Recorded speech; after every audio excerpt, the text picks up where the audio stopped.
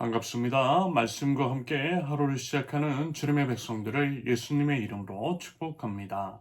2025년 1월 14일 화요일 오늘 주신 말씀은 여호수아 9장 16절에서 27절까지입니다. 이스라엘 사람들은 그들과 조약을 맺은 지 사흘이 지난 뒤에 자기들과 조약을 맺은 사람들이 가까운 이웃이고 자기들 가까이에서 사는 사람들임을 알게 되었다. 이스라엘 자손은 그리로 가서 보려고 길을 떠났는데 겨우 사흘 만에 자기들과 조약을 맺은 사람들이 살고 있는 여러 성읍에 이르렀다. 그들이 살고 있는 성읍은 기브온과 그비라와 브에롯과 기랏 여야림이었다. 그러나 이스라엘 자손은 회중의 지도자들이 주 이스라엘의 하나님의 이름을 두고 조약을 지키기로 그들에게 맹세하였기 때문에 그들을 칠 수 없었다. 그래서 온 회중이 지도자들을 원망하였다. 그러나 모든 지도자들이 온 회중에게 말하였다. 우리가 주 이스라엘의 하나님의 이름을 두고 그들에게 맹세하였으므로 그들을 해칠 수 없습니다. 우리가 그들에게 할 일이라고는 그들을 살려두어서 우리가 그들에게 맹세한 맹세 때문에 받게 될 진노가 우리에게 내리지 않게 하는 것뿐입니다. 그러나 비록 그들을 살려둔다 하더라도 우리 가운데서 나무 패는 자와 물 깃는 자로 살아가도록 그들을 제한할 것입니다. 지도자들이 이렇게 제한한 것을 회중이 받아들였다. 여호수아가 그들을 불러다가 말하였다. 당신들은 우리 가까이에 살면서 어찌하여 아주 멀리서 왔다고 말하여 우리를 속였어? 당신들이 이렇게 우리를 속였기 때문에 당신들은 저주를 받아서 영원히 종이 되어 우리 하나님의 집에서 나무를 패고 물을 깃는 일을 하게 될 것이요. 그들이 여호수아에게 대답하였다. 우리가 그렇게 속일 수밖에 없었던 까닭은 주 하나님이 그 종 모세에게 명하신 것이 참으로 사실임을 우리가 알았기 때문입니다. 하나님이 이 땅을 다 이스라엘 사람에게 주라고 명하셨고 이스라엘 사람이 보는 앞에서 이 땅에 사는 모든 사람을 다 죽이라고 명하셨다는 것을 우리가 들어서 알았습니다. 우리가 속임수를 쓸 수밖에 없었던 것은 우리가 이스라엘 사람 때문에 목숨을 잃을까 두려워하였기 때문입니다.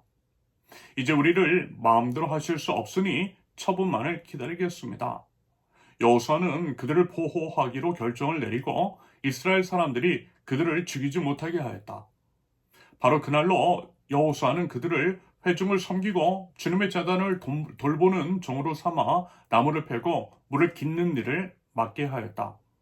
그들은 오늘까지 주님께서 택하신 곳에서 그 일을 하고 있다. 아멘. 하나님 나라 복음은 하나님의 명예를 지키며 사는 사람입니다. 우리는 그리스도의 편지, 세상은요, 우리를 통해 그리스도 예수님을 봐요. 우리의 언행, 삶의 선택을 통해 하나님이 어떤 분이신 줄을 봅니다. 그렇기 때문에 우리의 말과 행동이 중요합니다. 언행에 신중을 기해야 하는 까닭인 거죠. 그래서요, 참 많이 아쉬워요. 물론 이렇게 말씀을 드리는 저도 온전한 삶을 살고 있다. 흠 없다 말할 수는 없습니다. 당연히요. 저도 실수 많이 하죠. 부끄러운 일들도 알게 모르게 저지르면서 삽니다. 저는 제가 얼마나 부족한 사람인지를 알아요. 그래서 매일의 삶 속에서 예수님의 십자가 앞으로 나아갑니다. 내주하시는 성령님께서 저의 연약한 삶을 우리 이제 내주하시는 성령님께 저의 연약한 삶을 맡겨드립니다. 아무튼 이제 자금의 한국 사회 상황 가운데에 글쎄요. 여러분들은 어떤 생각을 가지고 계십니까? 과연 교회가 세상 속에서 바른 모습을 보이고 있는지, 그 모습을 통해 하나님의 명예를 지키고 있는지에 대해서는 의문이 듭니다. 아마 건전한 신앙을 가진 분들이라면 저와 동일한 마음이실 것 같아요. 여러분, 우리 신앙의 본질은요, 십자가입니다. 예수님께서 매달리신 십자가입니다. 십자가는 생명입니다. 내 이웃 살리기 위해서 내 생명 주는 거예요. 내 욕심 챙기기 위해 이웃의 생명을 빼앗는 것이 아니라는 것입니다. 내 생명 들여 평화를 이루는 것입니다. 예수님께서 십자가를 통해 하나님과 우리 서로의 막힌 담을 허무셨던 것처럼 평화를 이루고 하나 되게 하는 것, 이것이 십자가고 우리 신앙의 본질입니다. 그런데요, 과연 이와 같은 모습이 있는지, 이와 같은 맥락에서 우리 이웃들을 살리고 평화를 지키기 위해서 우리 자신을 드리고 있는 모습이 있는지, 그것을 위해 나서는 우리인지 정말 진지하게 성찰해 보면 좋겠습니다. 우리는요, 여러분, 하나님의 명예를 위해서 사는 하나님 나라 백성입니다. 이 부분 기억해야 한다라는 거예요. 기브온 주민과 화평의 조약을 맺은 이스라엘 백성, 이스라엘 사람들은요, 기브온 사람들이 거짓말한 거 알았어요.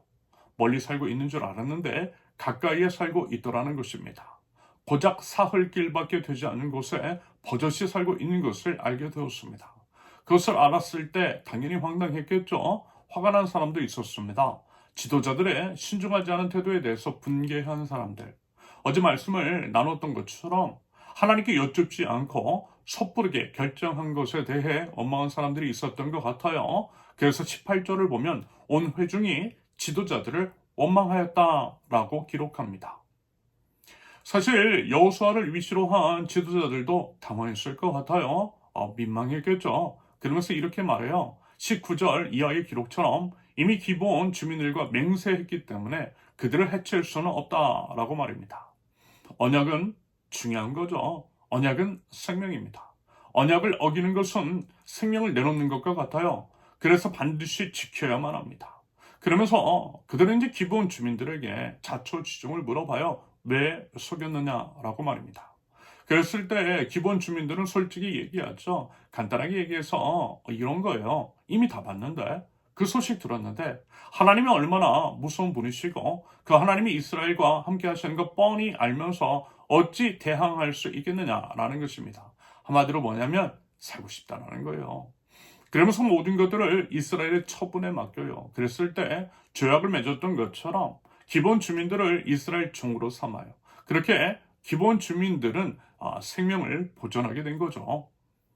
여러분, 어제도 말씀을 드렸습니다. 기본 주민들은 비록 속임수를 썼지만 그것은요, 자신들이 살려고 그런 거예요. 살려고 그런 것을, 그 간절한 마음을 하나님께서 받아주지 않으실 리 없습니다.